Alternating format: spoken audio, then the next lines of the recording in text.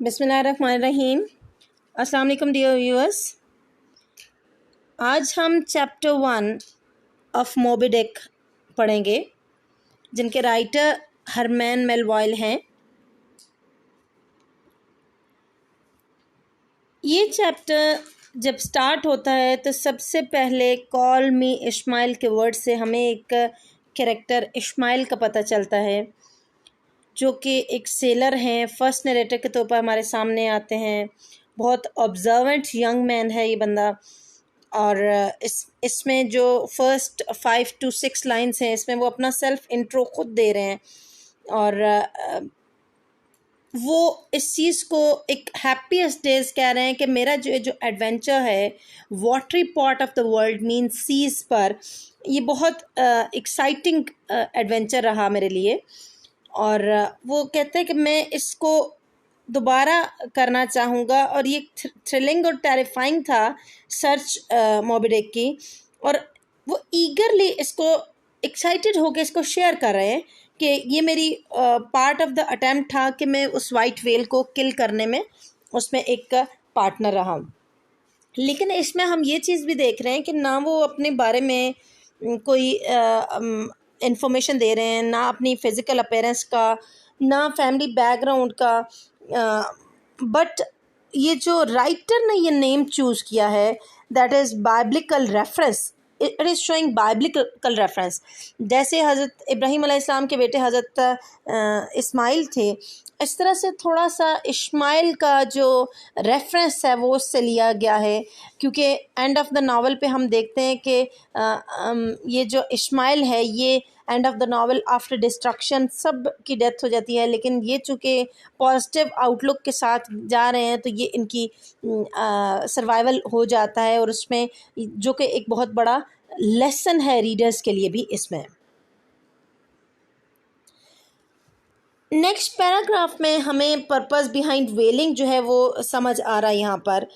और जो कि इस्माइल ख़ुद से एक्सप्लेन कर रहे हैं कि नैनटकेट जो है वो वेलिंग बिज़नेस है, एक ग्रोइंग इंडस्ट्री है इसमें।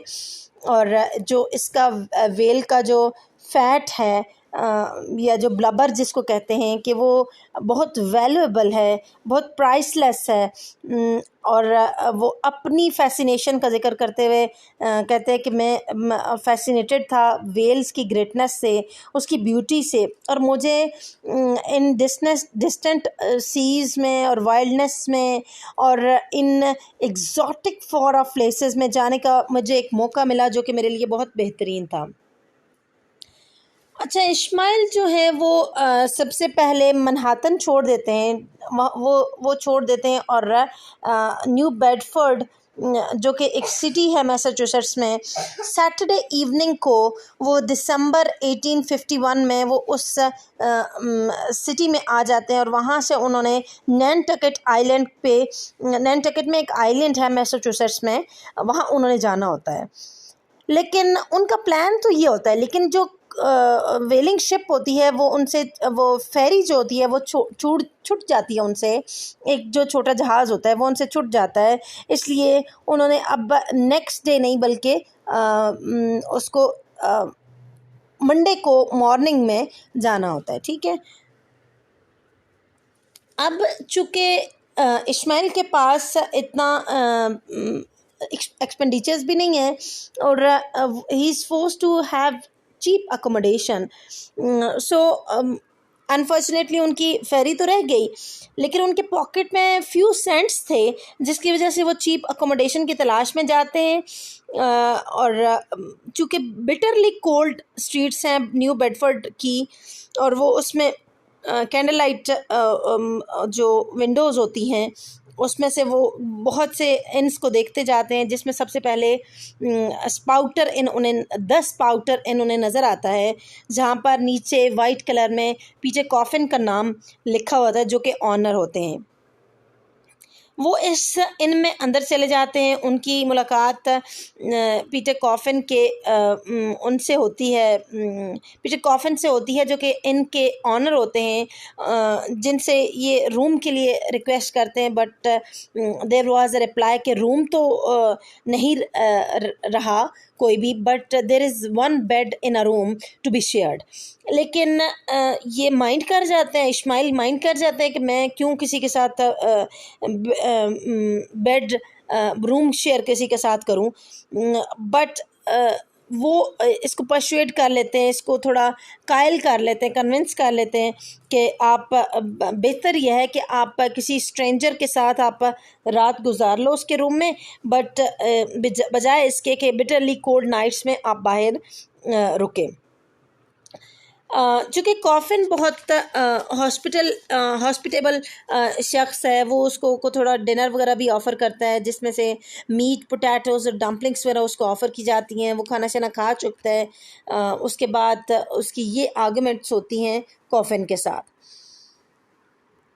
अब जो कॉफिन की आर्गुमेंट वो ये होती हैं कि चूँकि ये जो बंदा है जिसके साथ आपने रूम शेयर करना है, ये एक हार्पूनर है और ये लेट एट नाइट वापस आएगा।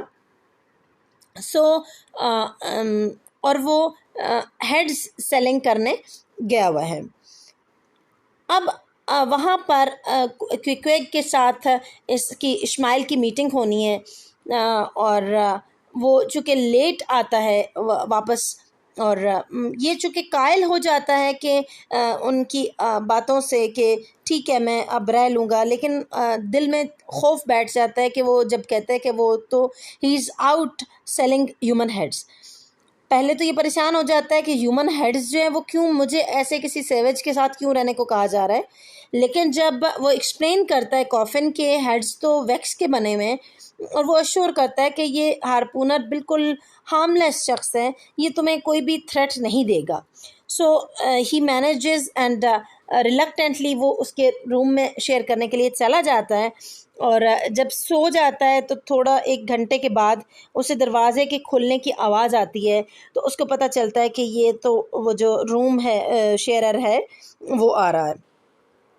अब ये जो हार्पूनर था मीन्स क्विकवेग था, क्विकवेग ने लेट नाइट वहाँ पर आया। वो एक ह्यूज आदमी था, बहुत बड़ा कदोकामत का बंदा था।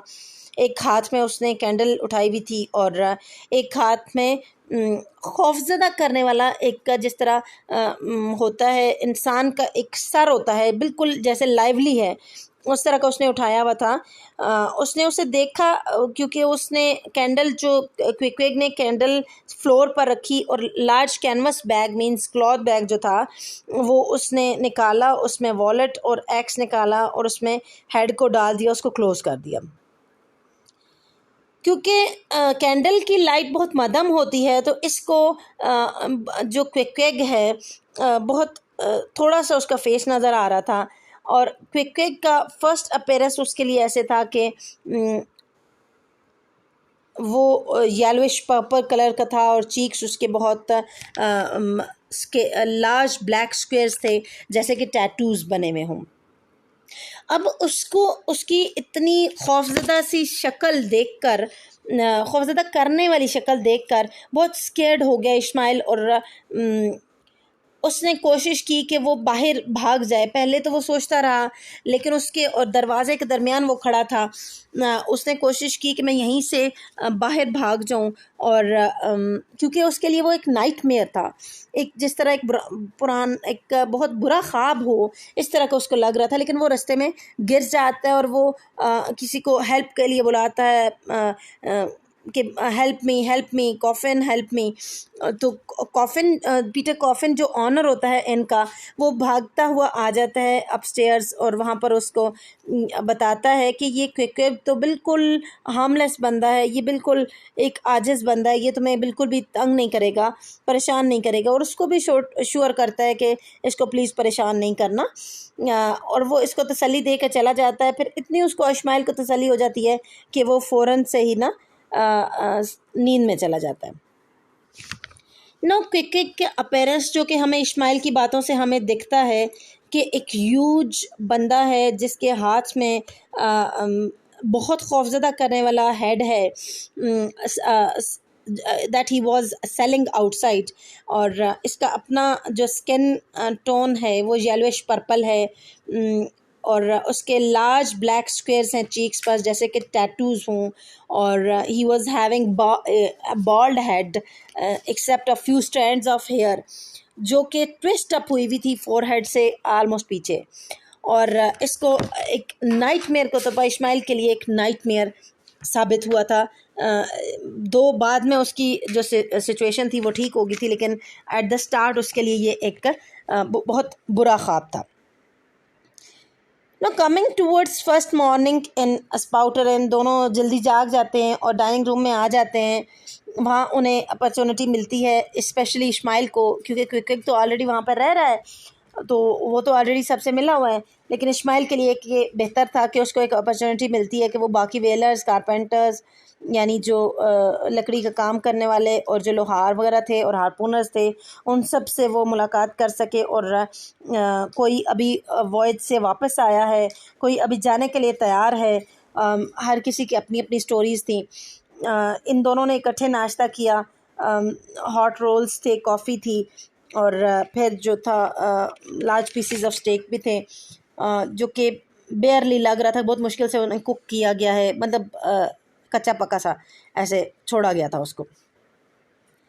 क्विक के हाथ में, अभी आपको यहाँ पिक्चर में भी सामने नज़र आ रहा होगा, क्विक के हाथ में एक वुडन फिगर था, एक जैसे कि एक वुडन सा एक स्टैचू टाइप का उसके हाथ में था, जो कि उसने जब आतिशदान के सामने वो बैठा तो उसने अपना पाइप भी लिट अप कर लिया और अपना रास्ता लाउंज रूम तक बनाया और उसने पॉलिशिंग करता रहा। अब क्विक जो था वो उसको अपना भाई के तौर पर कह रहा है। उसने पहले पूछा कि क्या आपने आज रात भी मेरे साथ रूम शेयर करना है, तो उसने कहा यस आई विल। तो क्विक का रिप्लाई ये था कि in that case we are brothers, कि अगर हम आज भी रूम शेयर कर रहे हैं तो फिर हम भाई भाई हैं। So he was much pacified by these expressions over there. Exploring true nature of quick. अब यहाँ देखें, अब क्विक थोड़ा रिलैक्स हो गया है। रिलैक्स क्विक से ज़्यादा इस्माइल हुआ है, जिसको जो कि फिर वहाँ चूँकि उसको ये है कि मैं डे सारा किसी और जगह जो गुजारूँगा तो इससे बेहतर है मैं क्विक के साथ ही कंपनी अटेंड कर लूँ। जो उसको अपना बताता है, अपने ओरिजिन का बताता है कि मैं साउथ पैसिफिक आइलैंड जो रोकोवोको का है उसका नेटिव हूँ। मेरे फादर उस ट्राइब के किंग हैं और मैं नेक्स्ट लाइन में हूँ, यानी मैंने उनके बाद मैंने किंग बनना है अपने ट्राइब का। लेकिन चूँकि क्विक एडवेंचरस तबीयत का मालिक था, वो चाहता था कि वो एडवेंचर पे जाए। उसने एक दिन अपने आप को छुपा लिया और ख़ुद को छुपा लिया और उसने कहा कि कैप्टन से बड़ा उसने मिन्नतें करके उसके कहा कि मुझे काइंडली बोर्ड ऑन ले लो और मुझे सिखाओ बिजनेस ऑफ वेलिंग। कैप्टन नहीं मान रहा था क्योंकि वो किंग का बेटा है, लेकिन वो नहीं मान रहा था, फिर भी उसने मजबूर किया उसको। लेकिन थोड़े ही टाइम में क्विक ने अपने आप को एक एक्सपर्ट हार्पूनर के तौर पर ख़ुद को शो किया, जो कि अपनी स्किल्स और अपनी परफेक्शन, अपनी एक्यूरेसी की वजह से हर जगह मशहूर हो गया। अब उसने उसको क्लियर हुआ कि अच्छा इसीलिए मैं भी इधर ही हूँ। मैं आप भी वेलिंग ट्रिप के लिए आए हो? यस, मैं भी वेलिंग ट्रिप के लिए आया हूँ। मैं भी इसीलिए नैनटकेट जा रहा हूँ ताकि हम वेलिंग ट्रिप के लिए इकट्ठे जाएँ। वहाँ वेलिंग शिप पे मैंने जाना है। तो क्विक कहता है और वो अच्छे से स्माइल करता है। That was a good sign from himself and उसने कहा कि ठीक है फिर हम इकट्ठे जाएंगे। Almost end of the chapter पे हम ये देखते हैं कि सुपर के बाद, डिनर के बाद क्विक अपने रूम में वापस आता है। दोनों रूम में वापस आ जाते हैं और क्विक उसे $30 सिल्वर जो हैं वो उसको देता है। ऑलमोस्ट उसके पास जितना उसके पास ट्रायर था उसका हाफ उसको दे देता है। वो कहते हैं कि हालांकि इस्माइल इस पे इतराज़ भी करता है कि मैं ये नहीं लूँगा, लेकिन क्योंकि उसकी कोई बात नहीं मानता। वो कहते हैं कि मेरे कल्चर में, मेरा जो रोको वोको का जो साउथ पैसिफिक आइलैंड है, वहाँ पर ये कस्टमरी है, ये एक रस्म है कि हम अपनी बिलोंगिंग्स, अपनी सारी चीज़ें अपनी फैमिली मेम्बर्स के साथ शेयर करते हैं। चूँकि वो उसको अपना भाई कह चुका है, इसलिए वो उसको भाई ही कंसिडर करता है। और इस पर इस्माइल इतना एक्सट्रीमली वो इम्प्रेस होता है, फैसिनेट होता है क्योंकि की काइंडनेस से, उसकी जनरॉसिटी से, और दोनों एक दूसरे को एज अ फ्रेंड बहुत अच्छा फील करते हैं। और now there is the atmosphere of kindness and friendship over there. Okay dears, thank you so much, have a nice day, अल्लाह हाफ़िज़।